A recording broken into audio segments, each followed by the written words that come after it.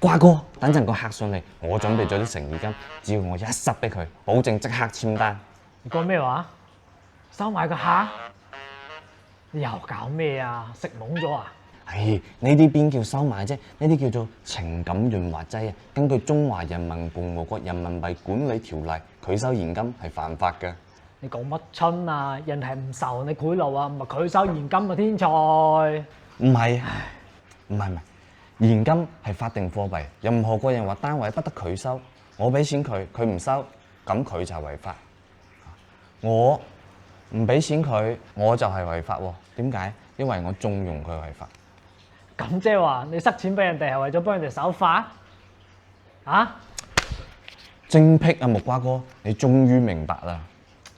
我明你死屍骨啊，大佬！人哋唔收係因為人哋廉潔，你夾硬塞呢啲叫做行賄啊！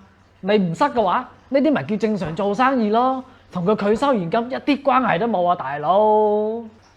錯啦！法律面前人人平等，廉潔並唔係拒收現金嘅擋箭牌。我塞錢俾佢，佢如果唔收嘅話，佢就相當於失去咗一次守法嘅機會。我於心何忍啊？唉，你邊間大學畢業㗎？鬼變係㗎？我社會大學主修法律漏洞。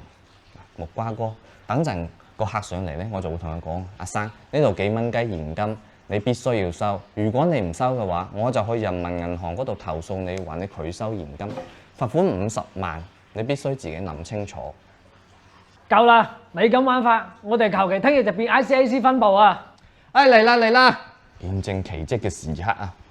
阿力，你頭先講嘅每一句話，我都已經錄咗音啦。我同你講吓？嗱，我就諗住發俾你老闆火華哥，等佢評價下佢啲員工到底係天才啊定係戇鳩。唔好啊，瓜哥！我發誓，我收翻，我以後淨係收微信同支付寶，絕對唔掂現金。